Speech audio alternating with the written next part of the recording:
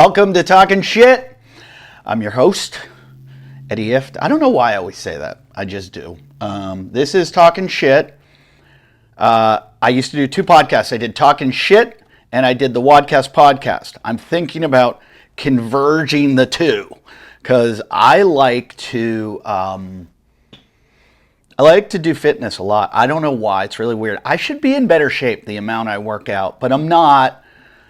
So don't really listen to me. On Wadcast, I used to talk to a lot of fitness experts, though. It started out in CrossFit, and then I got into like talking to people about like everything from skiing, mountain biking, surfing, to a lot of exercise stuff and a lot of nerdy. I nerd out on exercise stuff like plyometrics and strength and conditioning. So I know a lot of people just want to hear jokes on here, and so maybe I'll do like a separate episode. I'll do Talkin' Shit, and then I'm going to call it Talkin' Fit, which is a name I stole from my buddy Armin Amirian, who used to be my co-host. So I'll have Talkin' Shit, and then I'll have Talkin' Fit, and maybe I'll just upload them to the same place. Maybe I'll use the old RSS feed where I used to do Wadcasts, because there's a lot of people over there. And, you know, I don't know what's going to be happening with interviews on either of these shows, because I really like the low maintenance that's going on. Like I'm doing everything myself, from recording, editing, posting, clipping. I just learned how to use Libsyn today, which is where I put it on Spotify and all the other places, Apple. I'm learning it all because that way I don't have to count on anybody. And, you know, I'm kind of an independent, autonomous person. I'm an independent, autonomous person. No, but I just like not having to count on anybody. Not saying anyone was bad. It's just, I'm traveling so much that way I don't have to worry about getting home, getting this, sending files. I just can make sure it gets done. And if it doesn't, it's on me. And you just have one person to bitch at. You can't be like, where's Machete? Although he's the greatest. That guy never messed up. I love Machete. If you don't know who Machete is, Machete's been with me since day one. And the guy's just like a solid rock. He's the most chill, laid back, get shit done, never fuck up. In the like 12 years I worked with him, I think he fucked up like once. The guy was incredible. And he's got nerves of steel. We were on a set once and somebody came in, they're like, hey, Machete, they're towing your car out there. And he's like, okay, I'll get to it. And he just like finished what he was working with, walked out, took care of it, came back. It was one of the times that he impressed me. There were many things on the years of Talkin' Shit that I could just... I would love to have a reunion someday with everybody. I mean everybody too. Even Jim. Did I say it? I don't know. Maybe once there's enough years between us. But I'd love to talk to people like Lilit. I still talk to Colin. I'm going to Hawaii with Colin in a few weeks. Lilit, I haven't spoken to in years. Lindsay, I talk to every once in a while. Farside, I talk to every once in a while. But I miss like Shane Wow, and there were some awesome people in the podcast. I'm in Florida. You could hear monster truck just went by. So many. Farside, Weeble Wobble, mostly Jason. I miss Jason the most. I'm not going to lie to you. He won't even speak to me right now. It's funny. A few fans will ask me about it, and the God's honest truth is I don't think I did anything wrong this time. Maybe it's just all the stuff I did in the past, all the pranks I played on him, all the times I fucked with him. Maybe it's like PTSD. But everything was going good when we were filming at Jam in the Van. Everybody liked him. He was having fun. He was getting paid. He was actually getting paid. And then we quit for a while, and I just never heard from him again. And I would call him and no response. I would text him.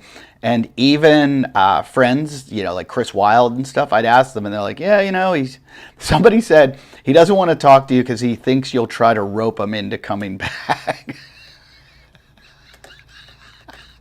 Which I don't blame him because I always try. And I get it. He's got a great life. He's got 2 amazing kids. He's got a great wife. And when he's with me, it's not so great. He also lives very far away, but he can take my call. So if you're still friends with Jason Auer, message him and say, Eddie just loves you and wants to be your friend. I used to love my phone conversations with him. He's like one of the best. You have those friends that you're just so bored, you have nothing to do, and you're lonely, so you just call them on the phone and you have a laugh. Those were the best with Jason because that's when the real conspiracy theories would come out because he felt safe. I wasn't recording him, so he would tell me crazy shit about the Christians, the end of the world, and God, I miss it. So if you talk to Jason, just tell him I just want to talk to him because he makes me laugh. I am in Florida right now doing shows at Off the Hook Comedy Club. This is the comedy club. I don't think I've been back here it had to be, was it during the pandemic I was here? Whenever I was here, it's when I had Bell's palsy. And I believe I had Bell's palsy during the pandemic too. And I love how people are like, as soon as you got the vaccine. As soon as I tell people I had Bell's palsy, they're like, you got the vaccine, you did it to you. And the truth is, I got Bell's palsy before the vaccine. So maybe Bell's palsy, I don't know. Maybe it came from one of my other vaccines that I took when I was younger. I went to India once. And I had to go see a doctor to get shots for traveling because I think it was Dr. Drew recommended it for me. And I go into this doctor. It's called a travel doctor. And they're like, hey, where are you going? And I was like, India. And they were like, oh, God. Oh, jeez. Oh, okay. And so then they were like, we got to get your vaccines ready. And they came out with like a tray full of vaccines. And I was like, whoa. I was like, what are all these? And they're like, they're for you. And I was like, what are they? And the doctor was like, well, I'll tell you what it is. And then you tell me if you want it or not. And I was like, well, this is some really shady Obamacare. Aren't you supposed to tell me? I'm going to tell you. But they did go through all the vaccines with me. And I think I took like yellow fever. I took, which one? Yellow fever. I forget which ones. I didn't even know. I was like, yeah, do it. Go ahead. And the one I didn't take was hepatitis C, I think, or B. I forget. I have one of them because I was a ski patrol. When I was a ski patrol, they made us get vaccines for some type of hepatitis because we dealt with blood. A lot of the accidents you're on, there's a lot of blood. And so I think that was for Hep C. I can't remember, or Hep B. But then I had to get the other one. That's what the doctor said. He goes, you got to get this one. And I was like, for what? And he goes, well, I said, what's this for? And he's like, this one's for sex. And I was like, well, there's not going to be any of that in India because my wife's coming with me. So no chance of getting that. And then the doctor was like, well, what if you get raped? And I was like, wait, I could get raped in India? And he was like, yeah. And I was like, I don't think I want to go to India. I was like, really? I could get raped? He's like, yeah, you look like the type. I was like, I look like the type? I was like, you look like the type. And then we had a fight over who would be the type. But I forget which yellow fever, typhoid fever. I think I took one for typhoid fever. Anyway, I did get sick. Like the next day I felt like shit. And I was like, why do I feel so sick? They keep trying to push the shingles vaccine on me. Why am I talking about vaccines? I'm going to get shadow banned. Or maybe not now.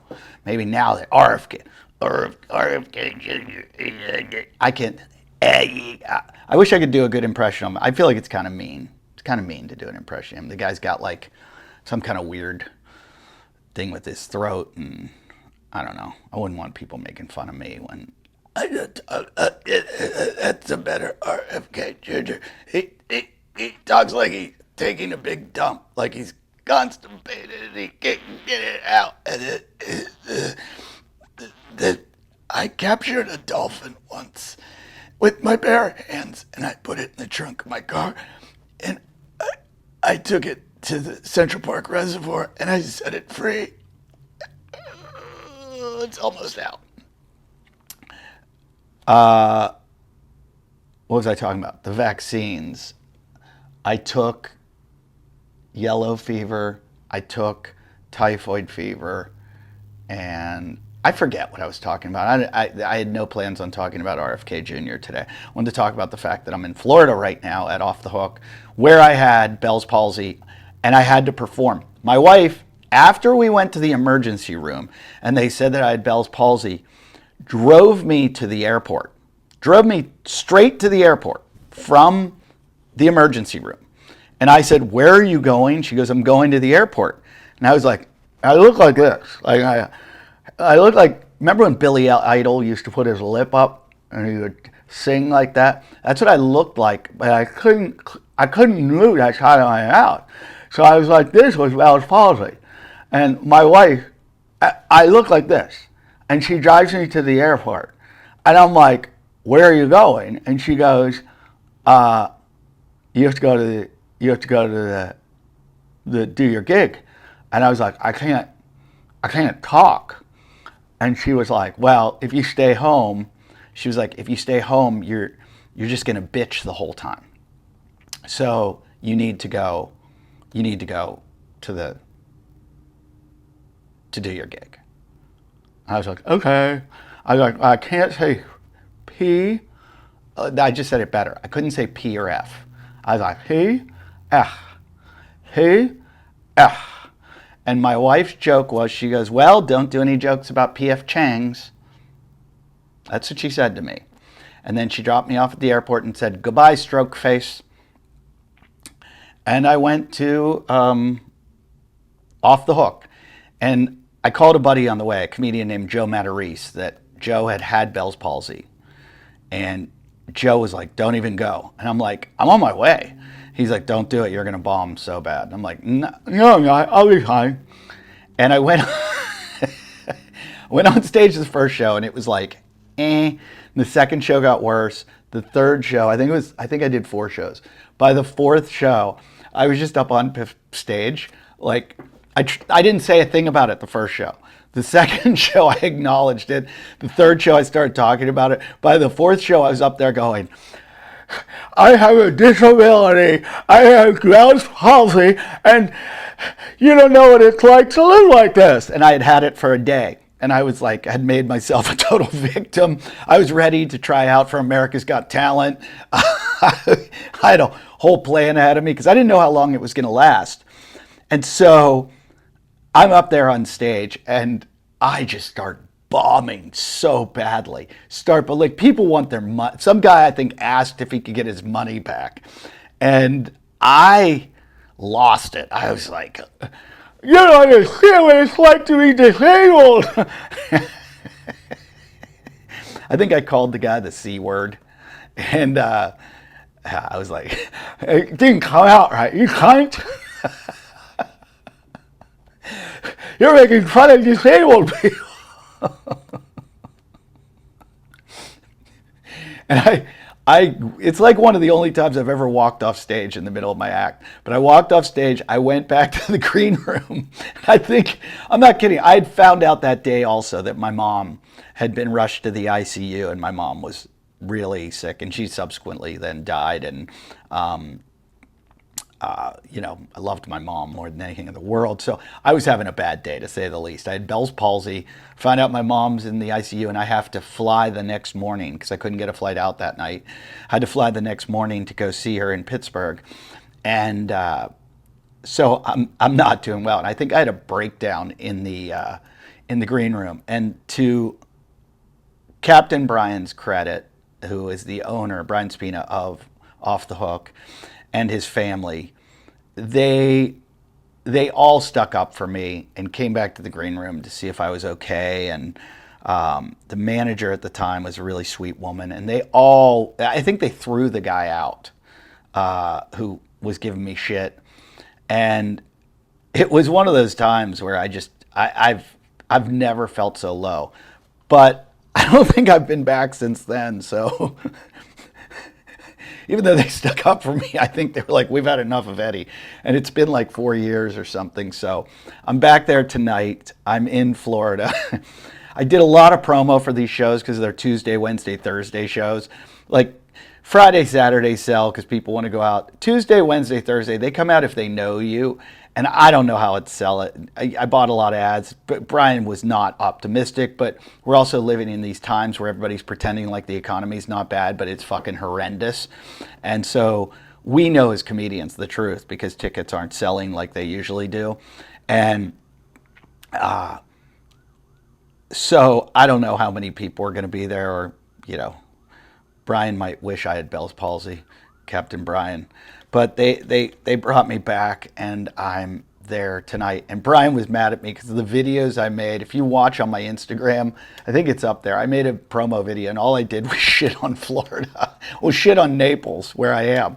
But that's what I do. I love to talk shit, and I'm just having fun. But, I mean, there's a lot to make fun of in Florida. A lot. I mean, this is a swampland. I can't believe people actually move here. There are a lot of people that moved here from California during COVID.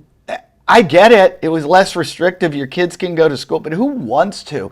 It's a giant swamp that the only part of the swamp that hasn't been paved over is the Everglades. It's just one big strip mall, end to end, with like beaches on the side filled with sharks. They have 2/3 of the shark attacks are here. Do you know that? And most of them are in like one county over there on the other side. I don't know what shark land it is. It's called like New Smyrna or something, and someone gets bit like every week. But it's just like a little bite, it's just like, oh my God, I just lost a finger. What was that? Oh, that was a shark. It was a little bull shark. And, people are like, oh God, that was my calf muscle. It's gone. But it's only like once a week. It's just like once a week. So the rest of the state, though, it's just fucked up. And I'm not even going to talk about the people here. Let's talk about the fact that they have iguanas that are not indigenous, that they're allowed to kill. They can kill them. They can go out with BB guns and just shoot them. And they're like, I think they call them chickens of the tree. And they're like this invasive species, and they eat everything here. And so I don't know how the iguanas got here. But if they got here the same way the snakes got here, it's the best story ever. I don't know if you know this, but there are pythons all over Florida. Pythons, big pythons, like 10-foot pythons. And the way it happened was during, I think it was Hurricane Katrina. During the hurricane, there was a lot of flooding here. Not sure if it was Katrina. I forget which one it was. Katrina was New Orleans, but I think it hit Florida too. Anyway, there was a reptile store somewhere that got flooded, and all of the reptiles got out. And pythons are not indigenous to Florida, but they are now. And there are like millions of them in the Everglades. I mean, just so many. I saw this on the TV show on the Animal Planet or National Geographic or something. It's like python hunters. Python hunters. They have eaten supposedly like 98% of the mammals in the Everglades. And so they're sending people out to hunt them down. Now, there are rednecks in the United States, and then there are Florida rednecks. Florida rednecks take it to the next level.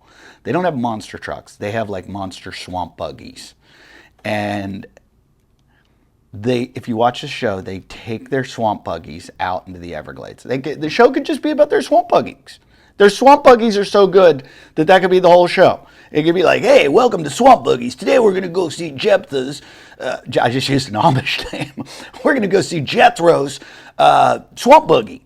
And that could be the whole show.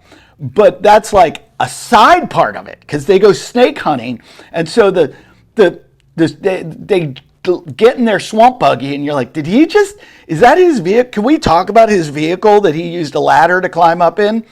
So they get in these swamp buggies. It's usually about 3 guys. They go out to the Everglades and they have to catch them. So one guy kind of teases. Once they find a snake, they tease it to get its attention. One guy grabs the tail, and then as the snake like goes after him, another guy grabs it by the neck, and they kind of wrestle it. They can bite you, but they're not poisonous. But they're huge. So imagine it's like a dog bite with sharper teeth, I think. And then they bag it. They put it in a bag, and then they usually hang the bag in a tree so they can go get more. And they get paid, I think, $100 a foot. So if they get a 10-footer, they get $1,000. So these guys might go out and catch like 3 in a night. I mean, $3,000, grand each. That's more money than these guys were. It's probably more money than these guys made in a month. And they catch a lot. They catch a lot of snakes. But I don't even think it puts a dent in the population. But that's how badly they need to kill these things. So they have those. And then you can't see right here, but the window next to me, there's a little lake right out in front of my hotel. Just a little lake. I asked the woman in the front desk, are there alligators out there? I was just kidding. Yep, absolutely. There's a couple. She said, there's one big one. This lake is like the size of a football field. And it's got alligators in it. I mean, why do people live here? It's just weird to me. I mean, you could say that to me. I live around mountain lions and coyotes and rattlesnakes, but they live near pythons and alligators. I'll take my mountain lions and coyotes over. I don't like my rattlesnakes though. But the iguanas are pretty gross too. And just the fact that they just sit it by their pool and just like pool and just shoot them out of a tree. That's just odd, really odd. And if you wonder if I've toned down my language as a father, I have not. I still curse. I try not to. Not for any reason other than it sounds stupid. I don't like when I say and I don't like when I say fuck a lot. But I don't say it a lot because of all the censorship on the internet. And I mean, I'm not talking about the governmental censorship. I'm talking about the TikTok, Instagram, YouTube. Whenever you upload things, apparently, and it has curse words in it, they don't let anyone see it. So you got to bleep it, and then you got to change the word in the captions. And it's just so much trouble that I don't want to curse. It is so much effort that I frickin' hate these people. I every time I do it, I'm like, fudge. It's just so ridiculous, so childish. And for a while, I thought we were like burying the religious shit in the United States. I thought the internet came around, people got smart enough, and we were like, okay, all this religious stuff that went on in the past and their weird ways, we've read enough. We understand that this is all fiction and there's no reason. How did that come on? Wait a minute, I got to turn the air conditioner off because it'll be too loud.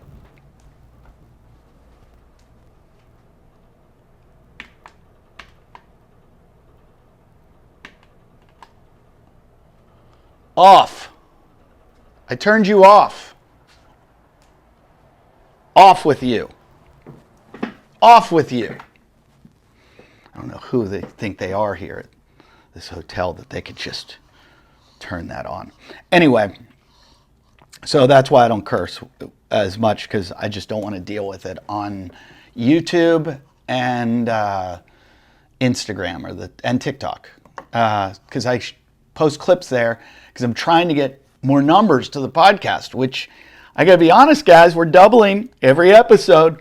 We started out with because I didn't put it on Libsyn and the RSS feed where all our listeners are, no one could find it. And I'm not really good on YouTube. So I put it on YouTube, and I got about 50 views the first podcast. Then the second one got like 100, and the third one got like 200. And I have this theory that if it keeps doubling every episode, then I'm going to have 1 million views in 32 weeks. Wouldn't that be awesome? I don't think that's possible, but a boy can dream. A boy can dream. Can't he? So I'm here in Florida, and I'm recording the podcast in my hotel room. That's what I'm going to do each week. Wherever I am, well, it depends. Like next week, I'll be in Vegas. So I will be recording in Vegas because I have to go from here to Atlanta to the Punchline. The Punchline's it's in a diner. So it's pretty cool. I was talking to David Tell the other day. Name drop! Dave and I were talking about it. He wanted to film a special in the Punchline because it's a cool comedy club connected to a diner. It's really cool. And people are fun in Atlanta at the Punchline. Hopefully the people of Naples, Florida come out tonight. And they were very nice to me at the car rental place. I use Sixt. Sixt! Why is it S-I-X-T? I don't know. They give you nice cars. They gave me a BMW 3 Series, which is, my dad drives a BMW. My dad has a sweet BMW. He's 89 years old. He drives constantly. He drives fastest. And he's like, my dad's like total type A, like, and he hasn't changed at all since he was, since I was 2. He's the same guy. And he's in good shape, and he goes to work every day, and he's crazy. But he got rear-ended in his BMW the other day. Rear-ended. They just smashed into the back of him. And I called because my nephews, 2 nephews, and my sister were in the car. I was like, is everybody okay? Is everybody okay? And they're like, oh yeah, the boys are okay. Heidi's a little sore. And they were like, and your dad's fine. Your dad's fine. He just, only thing happened, his shoes came off. And I was like, what? And I hear my dad in the background. He goes, yeah, they were double knotted. He was wearing New Balance running shoes. And when he got rear-ended, his shoes shot off his feet. That's like, it's like that, what is it? Newton's law of motion, I don't know. Do you think I studied? I heard that somewhere. It's like a body in motion can't stop if it transfers its energy. So like when the seatbelt stopped, when the car hit him, he hit the seatbelt, the motion kept taking him, and then his feet just whipped his shoes just whipped off his feet, and they both came off. I've never heard of this. Has anybody ever heard of this? My sister goes, it's a thing. I read it on the internet. And I'm like, all right, whatever, I'll take it. If that's what happened, that's awesome. And I just keep finding it very funny. Okay, so so I'll be in Vegas next week doing the show. I upload hopefully every Tuesday, the podcast to YouTube, and then maybe like the next day or something, it'll go on Spotify, which will take it to to Libsyn, that'll take it to all the other podcast locations. No advertising yet, but I already talked to someone, and there's maybe a possibility.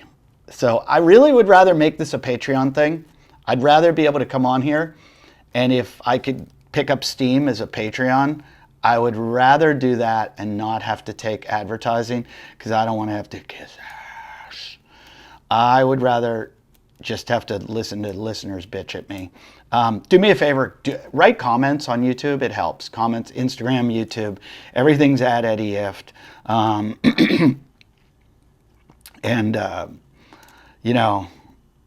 I have had a bad week, though. I don't know if you know this, but the organization I belong to has been categorized as a terrorist organization. So I have to quit officially right here. I have to quit Antifa.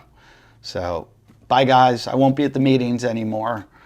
Sorry. It was fun, but, Now, that was a joke, and I am terrified now of, governmental regulation and stuff. I feel like all those little bald men that work for the government, Stephen Miller and Brendan Carr and Russell Vogt. None of you know who those two are. Everybody knows Stephen Miller. He's like the little Hitler-esque one. But Vogt and Carr, they're just angry bald men. And I feel like they're taking it out on all of us. You know, every hair they lose, they're like, that's it. I will ruin someone's life today. Anyway, I'm afraid of them. I'm afraid of when I say stuff on here that they're gonna have like some way through Palantir to scrub the internet and find out that I've talked about them, and then, you know, I won't be able to get on a plane or something, you know, or the next thing I know, I'll be audited. But they did declare Antifa a terrorist organization. I'm looking over here now.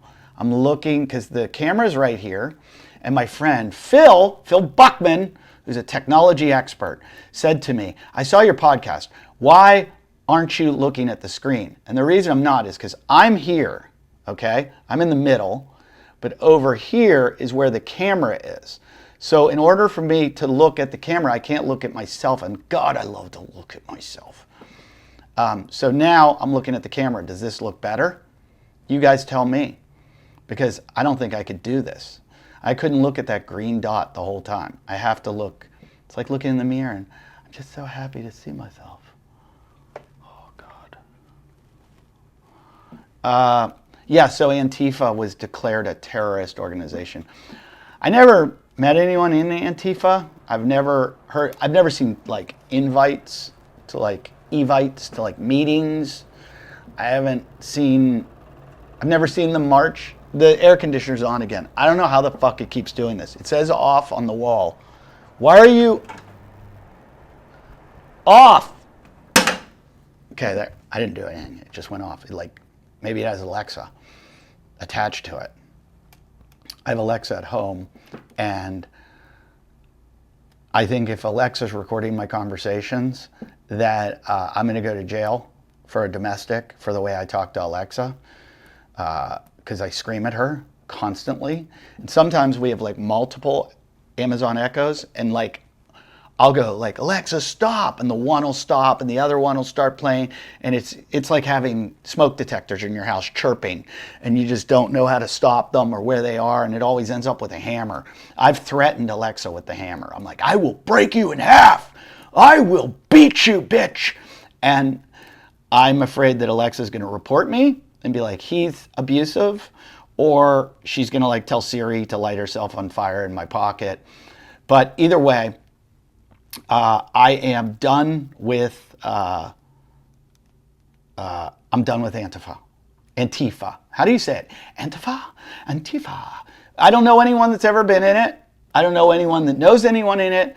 I don't even know if it exists. I think it's like, I remember it back in the day when they would protest the World WFO.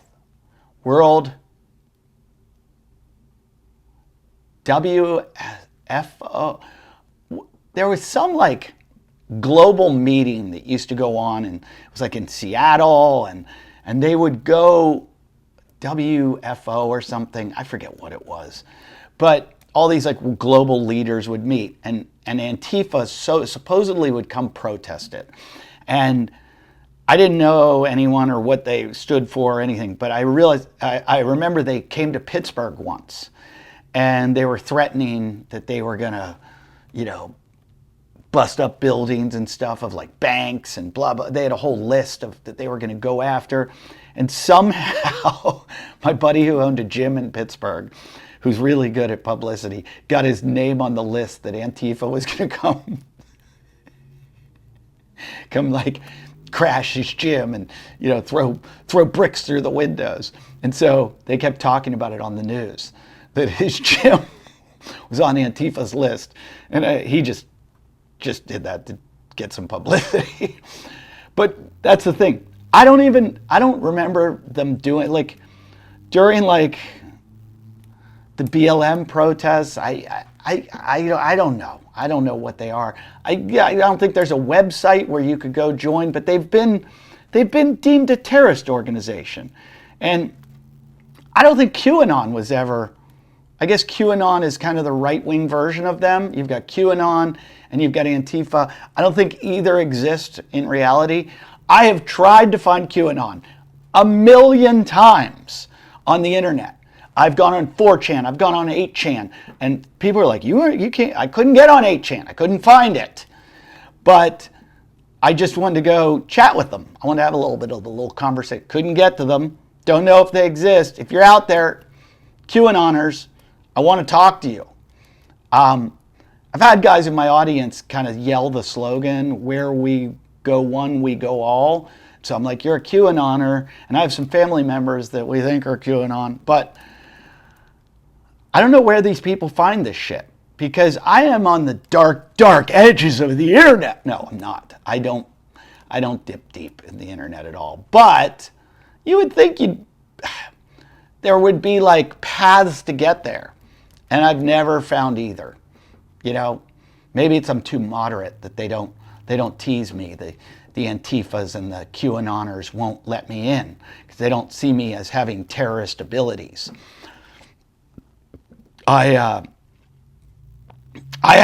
think I was deemed a terrorist once, or I was going to get terroristic threats, which is a charge you can get by the police, because I was, this is a true story. I made a phone call. Back in the day, AT&T used to have, like, my cell phone bills would be like $1,700 a month. And I'm not joking, because I traveled a lot. I'd be in different countries every week. And you had to like take a SIM card out of your phone and put another SIM card in when you're in another country and all this shit. And it just got tiring and exhausting. And so you could turn your cellular data off, but then use Wi-Fi, and using Wi-Fi wouldn't cost you any money on your phone. But every once in a while I would forget to turn my cellular data off, or I just wouldn't care, whatever. I'd get home and I'd have these outrageous bills. So I would call AT&T and I would say, hey, here's the deal, here's what happened. I forgot to toggle, or I thought I toggled it off, but I didn't. I thought I was using Wi-Fi. And every time they'd be like, yeah, okay. And they're like, let me correct your bill. So they would just take it off my bill. And it'd be like hundreds to thousands of dollars. And I was just amazed at how easy this corporation was to just being like, yeah, big deal. Here, we just took $1,000 off your bill. And I was like, okay. So I just, in my head, I was like, I'm just going to go use my phone. And then when I come home and I get my bill, I make one call to AT&T and they take it off my bill. So one time I come back and I call up, and this is not a lie. I get, what was her name? I think it was Gertrude. Was it Gertrude? I think it was Gertrude. No. Beatrice. Her name was Beatrice. This woman answers. She goes, hello, welcome to AT&T or whatever. My name's Beatrice. Can I help you? I tell her the whole story about how I forgot to toggle, or I didn't toggle. I thought I toggled, and you know, my bill was too high. And she goes, okay, no problem, Mr. Ifft. She goes, I'll just take that off your bill. And I go, okay, thank you. She goes, let me put you on hold while I go do this. So she puts me on hold and I get disconnected. So I call back. The guy who answers, it's not a call center, it's somewhere in the United States, because his name was Tony. And Tony's like, hello, you know, when you can tell they're just angry to be there. He's like, hello, welcome to AT&T, how can I help you? And I tell him the whole story again. And he goes like this. He goes, okay, so pay your bill. And I go, yeah, and I do the same explanation. He goes, yeah, so pay your bill.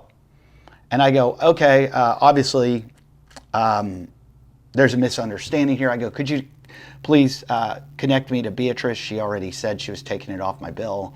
So if you could connect me to her. And he goes, sir, there's no possible way I could connect you to Beatrice. And I go, well, please, because she understood and she was going to take this off my bill. He goes, sir, there's no way I can find a Beatrice. And I go, Yeah, you have to. And he goes, sir, there's 40,000 people who work here at AT&T. There's no possible way I could find a Beatrice. I'm like, her name's Beatrice. Beatrice. Nobody's been named Beatrice since before Prohibition. I'm pretty sure you could find Beatrice. And he goes, sir, there is no possible way I can find a Beatrice. And so I go, just hypothetically, and I even said the word hypothetically. I said the word hypothetically. I go, hypothetically, let's say I have Beatrice's daughter chained in my basement right now. Could you find her? And he goes, sir, are you joking? And I go, that depends. Can you get Beatrice? And now I'm obviously joking. And he goes, sir, I'm going to need to call the police. These are terroristic threats. And I was like, oh yeah, I'm a terrorist now. I said hypothetically. He's like, sir, I'm getting my manager. And I'm like, oh my God, this guy's going to call the police on me because they think. And I was like, you get your manager and Beatrice's kid gets it. But I was like, I forget what happened. I ended up like hanging up on the dude and calling back and being like, hey, is Beatrice there? Nobody could find me. I never found Beatrice ever again, but thank you, Beatrice, and whoever the next person I called that let me off the hook, because Tony was a dick. That's right, Tony. If you're ever listening to this, just know you're the terrorist, Tony. You're the terrorist. And the Antifa people, I could be wrong. They could be out there. I guess, some of the baristas at Starbucks with their pink and purple hair, they're terrorists. They're your terrorists. That's what they always blame baristas. Like baristas, Osama bin Laden. Here you go. Like they're the ones doing it all. They can make a barista and they can make a Molotov cocktail. So I don't think Antifa really exists, but they're now terrorists. And same with, I think they should make QAnon the same thing if it is. But QAnon doesn't go, and I'm not even going to get into it. All right.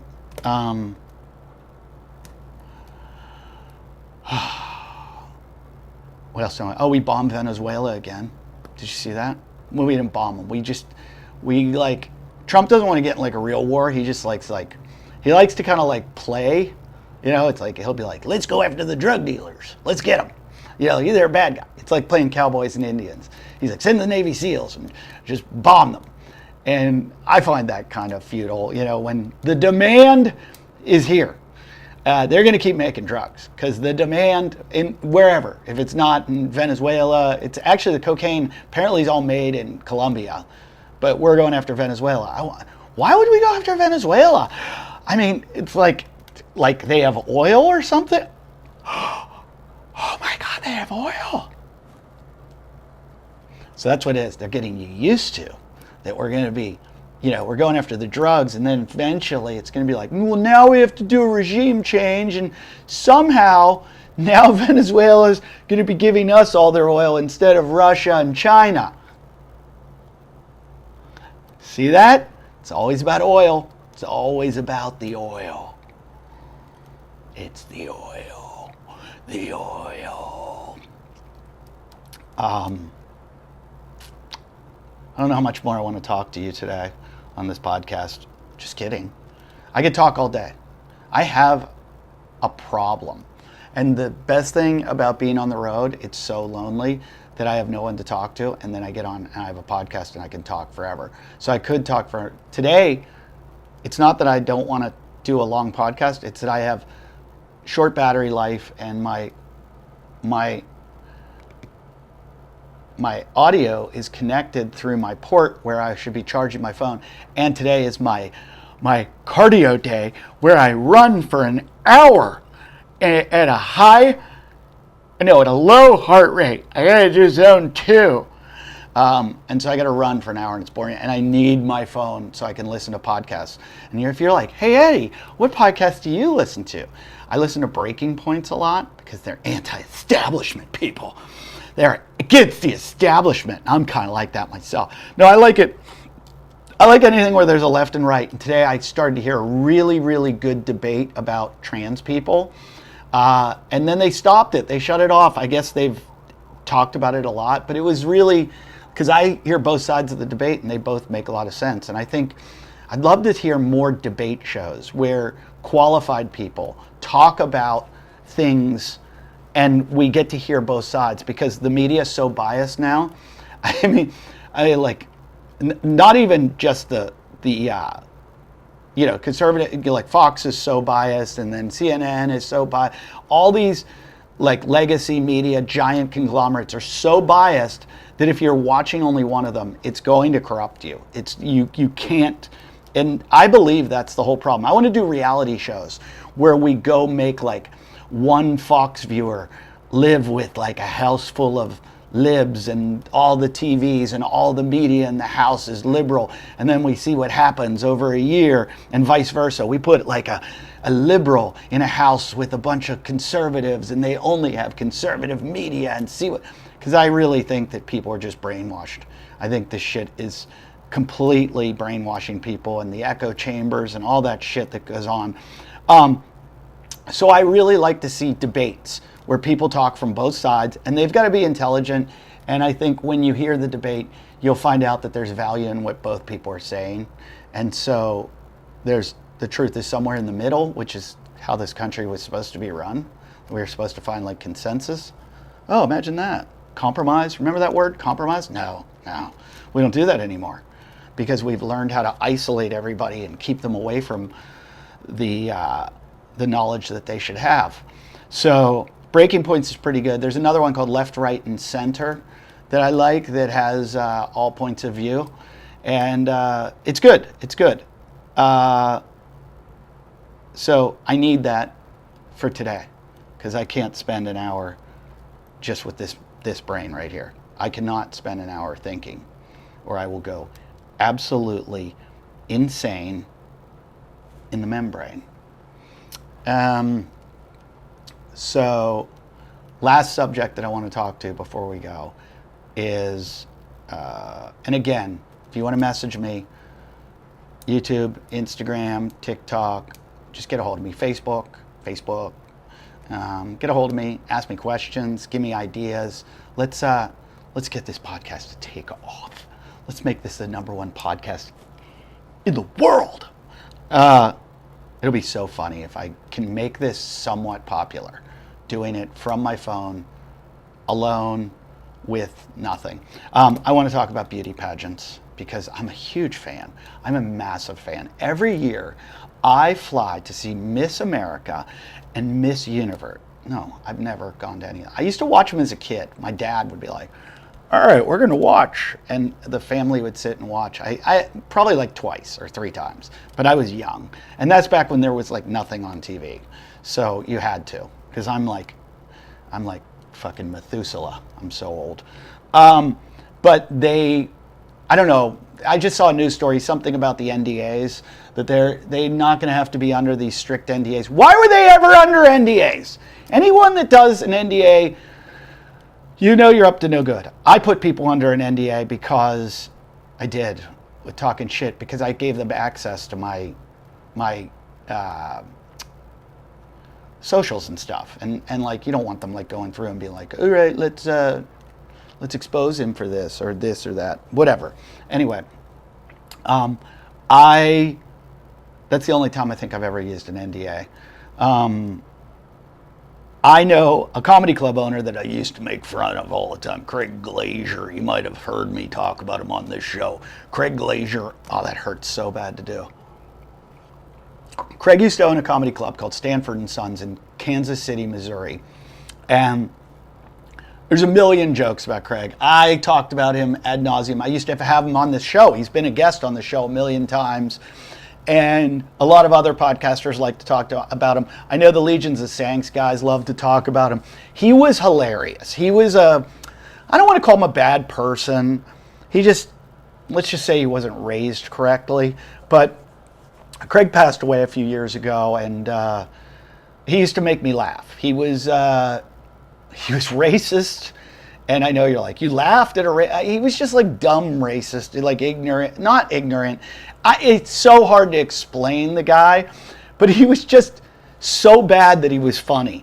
And one time I was in his in like, I don't know where in the comedy club, but I used to just like hang out there because I was so amused by him and his brothers. And they're all dead now.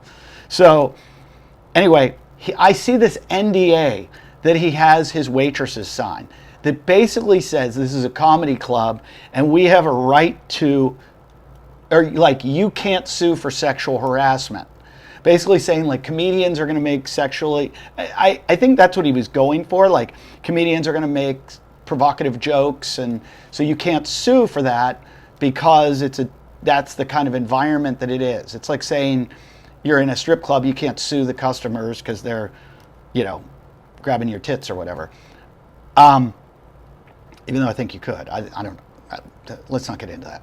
Anyway, but Craig made it like, hey, you can't sue the owner or the employers or anyone that you work for if they sexually harass you. And I remember, I think it was on the wall, I think I wrote on it, like, illegal. Like, no, this does not happen. You cannot do this. But it was there, and I used to take the waitresses up to it. I'm like, this is not legal. He can't sexually harass you. And he always used to be like, all the waitresses want to fuck me. And, it's really hard being who I am, because I'm a celebrity in town. And all the waitresses were like disgusted by him. It was awesome. It was just the most, like it's a story and it'll never exist. And like this kind of stuff will never exist. I'm sure the waitresses don't find it as funny as I do. But pageants are the worst fucking place in the world. I'm not a fan. Like I see these like beauty moms. We can go John Benet Ramsey. We can go down any wormhole you want. But pageants are just weird. They're creepy as shit. And the fact that they have any kind of NDA at all, I'm sure that comes with like Trump walking through the dressing rooms. Like all of it's weird. It's weird. It starts weird at the young age and the like.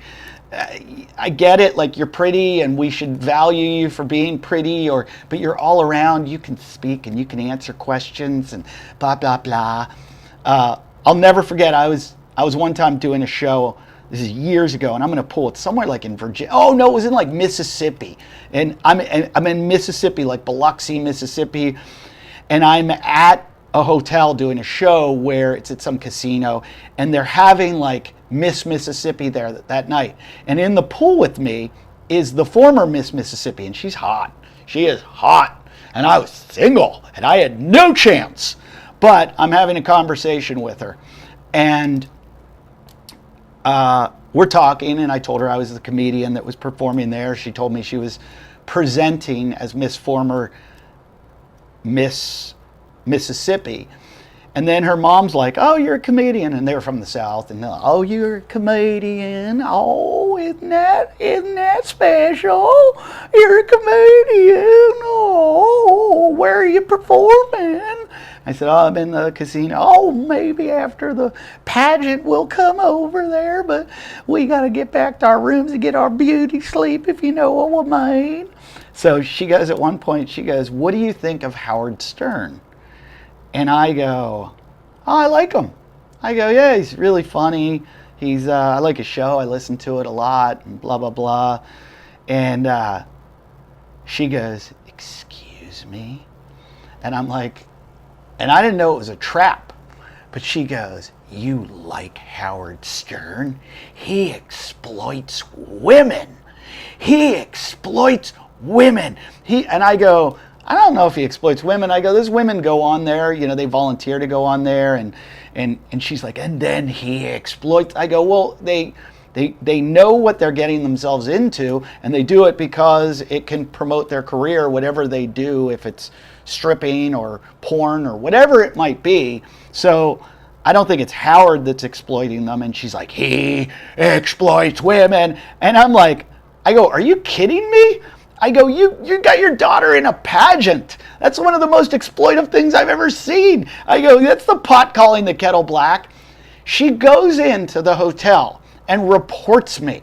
She tells the hotel that I started a fight with her and an argument, and apparently she had more clout than I did at the hotel because they liked the pageant more than they liked the comedy show. So they had me moved. I had to pack up my bags. I could still perform there, but I couldn't stay in the hotel. They had me moved to another hotel. So maybe that's why I don't like pageants, and you can keep your dumb NDAs, or, well, no, don't. Get rid of your NDAs so these women can speak freely about how they're exploited. And on that note, I gotta go. I love you guys. I usually tell you to go fuck yourself, but I don't know if that's me anymore. I'm more peaceful man these days. Yeah, come out and see my shows. They're always at eddieifft.com. I'm booked all the way through March. So we got October, well, it's the end of September, October, November, December, January, February, March. January, February, March, I'm going to a lot of cool places, a lot of my ski areas. If you want to come ski with us, let me know. And I'm looking for ski resorts, more and more ski resorts to do shows. Let me know. If you can find a venue, I'll do a show. And I just added Bozeman today, so I'll probably be at Big Sky. I'm trying to get back to Revelstoke. They don't want me we sold out, but I need a new venue. They gave me a venue to contact down the street. They said they lose dinner money because of my show. But we sold it out. But I will be hopefully at Whistler, hopefully at Tahoe, whole bunch of different places. So check out my schedule, eddieifft.com. I'm coming to Phoenix. I'm coming to Vancouver. I'm coming to Comedy Works in Denver for New Year's. Stress Factory in New Jersey. Just all these great places. And they're all at eddieifft.com. I haven't said all the towns that I'm coming to, but there's a whole bunch of them. And if they're not there, they will be. Because that's all I do. Because my wife likes money. And she makes me work. I'm on the road right now for 3 weeks straight. Be in Vegas, Comedy Cellar in Vegas. Come see me. Get your tickets, eddieifft.com. And do me a favor, share all my stuff with all your friends. Tell them, you got to listen to this podcast. You got to check it out. It's the best podcast in the world. So check out my podcast and check out my dates. Goodbye.